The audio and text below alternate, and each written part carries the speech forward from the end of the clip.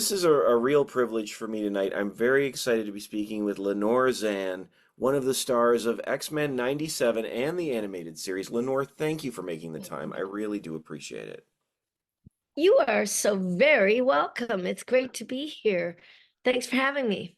It really is it really is a joy to speak with you. I mean the X-Men series, the animated series, I remember it, and of course more than just the theme song, and the theme song itself can just play in your head, on Right. It can be an earworm. But I remember the show, and it has such a special place in my heart. What was it like for you to get the call? I think it's been 25 years or close to Mhm. it since the Yeah. series went off the air. It was amazing and it was a little surreal. I had given up my acting career for about 12 years to go into politics. And I was an elected representative in Nova Scotia, which is where I grew up. Like I'm from Australia, but we moved to Nova Scotia when I was about 8. And so I moved back home there when I was, after I'd been in business for a long, long time, the entertainment business. I just wanted to be back with close to my family because my parents were getting older and my sister's kids were little. I just wanted to be part of the family. So I went home and I was asked to run for politics. And I thought, well, what the hell? What have I got to lose? It's like an audition. You either get it or you don't. Well, I won. And then I won 4 elections in a row. Wow. So I was a member of the Legislative Assembly of Nova Scotia for a decade. And then Prime Minister Trudeau asked me to run federally for his party. I had been with the NDP in Nova Scotia, and I really liked what he was doing with the environment, with Indigenous peoples, with human rights, with women's rights, right across the board. So I said, sure. So I ran and I won. So then I was a member of parliament. But when the X-Men came calling, I had actually just lost my 5th election. So I won 4 in a row, and then they called a snap election in the middle of the pandemic. And we just had this terrible mass shooting in my constituency. People were just angry. They were just really angry. And I lost my seat. So I was pretty bummed out and didn't know what to do with the rest of my life, really. Hmm. And then X-Men came calling. And Wow. I got a call from Hollywood, saying, Disney has asked me to track you down. And I'm like, yeah, right. And they're like, no, actually, really, Disney and Marvel have asked me to track you down, and they're interested in you coming back and portraying Rogue again in a new show about X-Men called X-Men 97. That feels sort of X-Men to me. It's sort of like reaching out to Yeah, the nether regions of Canada, right. almost like I know. Logan and saying, it's time now. We're getting the band Yeah. back together. Exactly. That's what it was like. It was exactly like that. And imagine Rogue roaming around the world going, oh God, where do I belong now? Where do I And then all of a sudden, Professor X, mutant, you're lost. You're scared. Come, we have a place for you. Come to the X Mansion and belong to our family. That's what it was like. It's like you had to warm up Cerebro and give a Yeah, call. But yeah. it really is such an incredible, I mean, they're incredible characters. And I mean, Yeah, they they've been are. around forever. And the show had such a wonderful run. And then of course they did the films. Mhm. Um, in your mind, what is it about the X-Men though? What is it about them in particular that gives them such longevity? Well, I think people can relate to the fact that they're, a bunch of misfits. Sometimes I call them like they're like old movie that we used to watch when we were kids, on the island of misfit toys. They're a little bit like they're all broken, right? They all have something. And they have something that they're overcoming. Mm. But yet together, even though they might quibble and egos might get in the way and all that, together they are stronger together than they are separately. And I think that that theme is so important to young people, to teenagers who are trying to figure out who they are, Um, and to adults as well who might be feeling lonely and isolated and like, where do I really fit in? What's my purpose? So in that sense, I think that that makes them very attractive to a wide variety of people. It's interesting because when you put it that way, it almost sounds like there's a sense of justice for the characters, not just, being superheroes, but them, finding the people that are searching for their identities Correct. and Yes. empowering them is pretty amazing.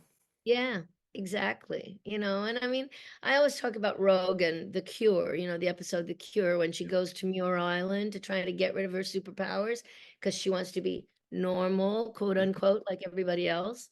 And at the end of that episode though, she realizes it's her unique powers, however painful they may be for her, because I mean, she can never fall in love. She can never touch anybody skin to skin. She can never be intimate. Therefore, she can never have a family, right? Or so she thinks.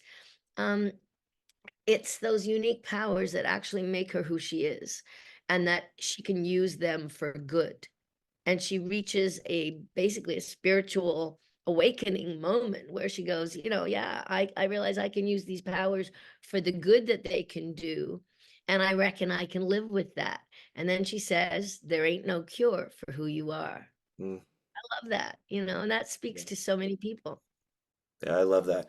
And I have to admit, like growing up, the unrequited love between her and Gambit was one of those first stories as a kid where, like it was like it was like I say a love triangle. It wasn't a love triangle per se, but the fact that they couldn't get together Mhm. was frustrating to me at that age. I was like, I actually wanted to see them together, but you see that Right, that tension there, and I think that's beautiful that she would be able to say this is, there ain't no cure for this sort of that. I'm right. There ain't no sorry. cure for who you are, For who you are. Thank you. right? And Beautiful. I would add, nor should there be, Nor should there be. Absolutely. right?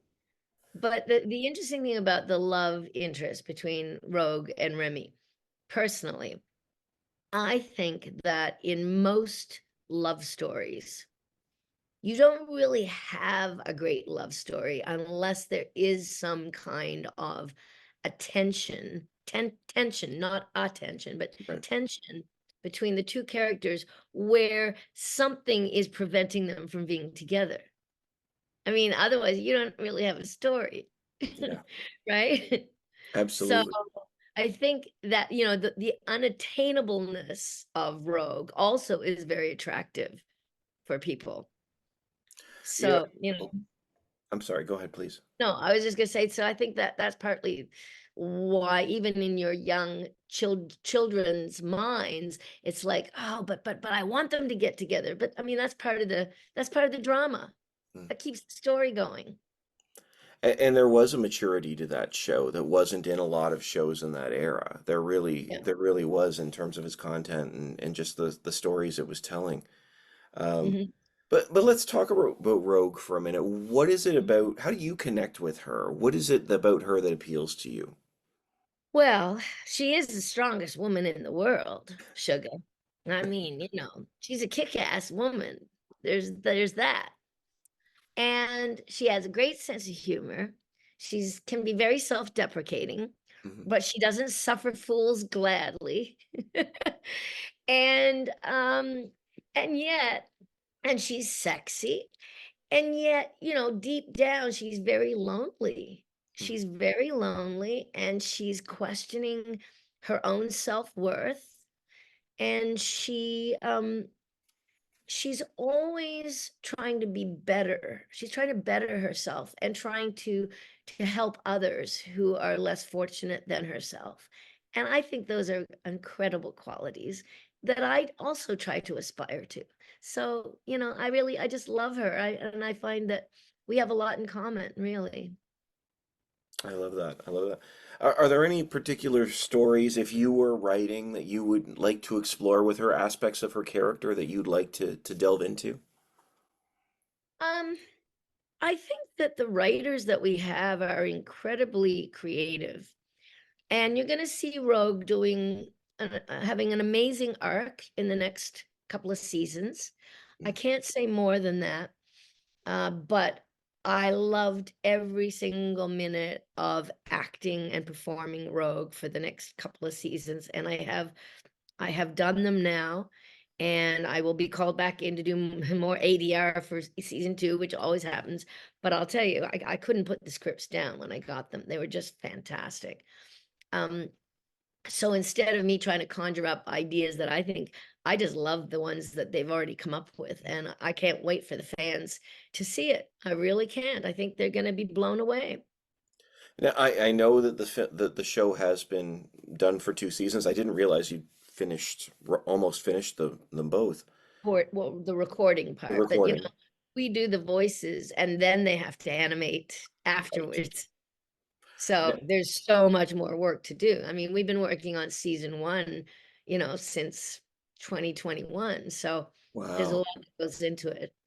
Oh, I didn't realize it had been in the works for that long. That's amazing. Yeah. Yeah, because I Um, lost the election in 2021 in fall. And then I had my first recording session for the new show on my birthday, November 22nd of that year. A great wow. birthday present, especially after you just lost an election and are going, what the hell do I do with the rest of my life? You know what I mean? It's like, oh, okay, I guess I'll be doing this for the next while. Now, I wouldn't even try to ask for any spoilers. I wouldn't even dare. But I guess, is there in your mind the potential for 3 and 4, or was this sort of a 2 season I mean, miniseries? the word that we've heard is that, we got the green light for season 2. That happened 2 summers ago. They announced that at the San Diego Comic-Con. And so then we went in and we've been recording season 2. And the word is that they are discussing ideas for season 3. And that's all we know right now. But if the show's a hit and people like it, there'll be more. You It can it count. well, I'll tell you, the when the trailer dropped, people went nuts for it. I know it was so Um, good though, wasn't it? yeah. Oh, it It's really just is. fantastic. I was like, oh my God, it's even better than I imagined. And the thing that amazes me, and I don't know why it amazes me, but seeing that even the animation style feels like the old animation style. Like Yeah. they kept it a true Mm-hmm. X-Men 97, Mm-hmm. as much as they could. And Yes. and I think that was part of the appeal, is that okay, it wasn't just a reboot and okay, we're gonna do it all CGI now, Yeah. and it was like, no, Yeah. we're gonna give you this again. Right. And they made sure they put some kind of filters or something on it to make it look like that. But when you see it like on the big screen, which now I've been able to do twice, I mean, fabulous. Like for the premiere in LA, at the El Capitan Theater in Hollywood, and then in Toronto at the Comic Con, Fan Expo Comic Con there. The colors are so incredible. The design, it's just so clear and crisp. And oh, I mean, people who love the old show are gonna just go crazy for this one. I can tell, I can tell. It looks spectacular. And as Larry Houston, who is our original, director, our art director, and is a fantastic artist in his own right, he says, yeah, it's so nice to see the show with Disney money. We didn't have that the first time around. That's true. I never would Right? have thought of that, but of course. I mean, Right? this Yeah. was a Fox produced Saturday morning cartoon, essentially. I can't remember whether it was daily, it was Saturday morning, was it not? Yes. Yeah, it Yes. was. And he And said, and he also said that he now with their money, they can make the characters move, like they move better. Back in the old days, it just was really difficult to make the characters move. I'm not an animator, so right. I'm not quite sure of the details, but anyone who is would probably understand what he was talking about. He said it's just so beautiful to see the characters being able to move so freely now, as opposed to what he was kind of stuck with both the technology of the day and I guess the money to be able to put the time into it. Absolutely. And Yeah. honestly, like this is, I've heard said more than once Hmm. that this and Batman the animated series, Yeah. obviously another show, may be the two greatest superhero series, animated or otherwise, of all time, in many people's minds, and it really is something special to Yeah. to have Yeah. have that back for a little bit of time. Absolutely. I mean, in the 30 years or whatever it's been since we first started the show, because it would have been 1992. Yeah. So, 1992 that we first aired on Halloween, the first episode, Night of the Sentinels. Um, since then, the show has become, along with Batman, one of the top two animated series supposedly of all time. That's the moniker they give those two shows. And Yeah. we didn't know. So you didn't even know really, right, that we were Canadian, that the original actors in the original X-Men from the 90s are all Canadian. And we recorded it in Toronto at a place called Sounds Interchange. And we did all our 5 seasons there. And we had no idea that the show was a success. There was no internet at the time. There was no Yeah. social media. So we didn't have a clue. All we knew is we went in, we showed up, we had a great time, we bonded, we loved doing the show, and then we'd go home. And at the end of each season, they'd say, okay, well, thank you very much. We didn't even know if there'd be another season or not. And in the end, there were five. But we had no idea how successful the show was. And we found out years later when we finally met Eric and Julia Leewald, two of the original writers. They told us that Julia said she went into Fox Kids one day, went to Fox Network, and she saw all this fan mail lined up in these blue bins up and down the halls, right up to the ceiling. And she went around the corner, and there was more in another hallway all up to the ceiling. And she said, "Wow, what's all that about?" And they said, "Oh, that's all the fan mail for the X-Men," Wow. which we never got. So if all those poor kids writing in from all over the world never got to hear from their superhero. So I say I'm so sorry to any of the fans who might have written in back then because we just didn't get it. Wow. Yeah, it's unbelievable. Like the world is so different now in terms of Yeah. fandom. Hmm. And this I know we're starting to run out of time, but I know we were talking just before Hmm. about your return to Toronto Comic Con, and since you were Hmm. shooting, as you said, you began in Toronto. I Yeah, felt like, was this sort of a full circle moment for you? it was. It really was. I've been living recently in Nova Scotia and recording my lines for X-Men 97 in Halifax. But I've been coming back and forth to LA as well to do some stuff. And I'm in LA right now for the next few months. So I wanted to be here for the premiere and everything. And there's just a lot going on. There's a ton going on for me right now. I'm also writing my memoir called A Rogue's Tale, and that'll be out next fall. Potter's Field Press is publishing it, and Nimbus Publishing is distributing, and it'll be available on Amazon as well. So I'm finishing up writing my book here. But going back to Toronto this weekend, it was the first time I've been back in Toronto for some time. It was a full circle moment, and it felt so good to be able to be there with the fans and watch the show and see their reactions and meet them and hear so many of them, tell me how we really have changed their lives and saved lives in many cases where people felt safe watching our show, and that we taught them it's okay to be different. It's okay. And sadly, I think that we need that message to go out again because so many people in the LGBTQ community, in people of different racialized communities, different ethnicities, and also religious faiths are being persecuted by bigots again. It's so sad. Time for the X-Men to make a comeback, you know? It is true, and again, speaks to that sense of justice. There's something about the X-Men that hits different than, and I'm not. That's not a Yeah. criticism of all the other MCU and all this No, by any stretch, no. but there's something about these characters and their journey that connects with so many different people. Yeah. And I think it's such a powerful, powerful franchise and Yeah. characters. Yeah.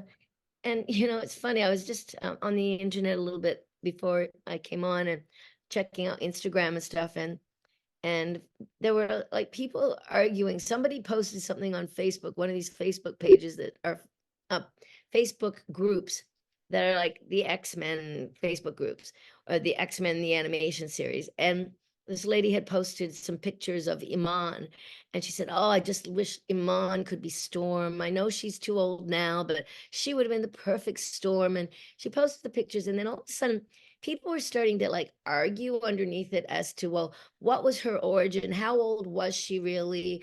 Well, was she a teenager? Was she older than Scott and Jean? Or was she the goddess and she was ageless? I mean, people were getting into almost fisticuffs over the background of a Storm. And I'm thinking, do they not get it? Do they not get that this is not, this is not what the X-Men is all about? Like, we're all supposed to be in this together and pulling for each other, and it's not supposed to be like Twitter where everybody's at each other's throats all the time. I'm like, just can't we get learn to get along? Yeah, Can't we all just learn to get along? absolutely. And then Absolutely. there was the stuff about the non-binary character Morph, who can morph into Yes. women, men, animals, whatever. And I really loved it that the writers, Julia and Eric, and also Larry Houston, did an interview where they said, well, yeah, like of course he can be non or they can Yeah. be non-binary. Morph can shape shift, and Larry Houston said, I look at it Morph as a shapeshifter, Mm. and they can be anything they want to be, which is fantastic. Again, it's like one character. What's wrong with that? Yeah, the conversations around that particular thing were totally unreasonable. It I know. was, I it know. really was. Yeah.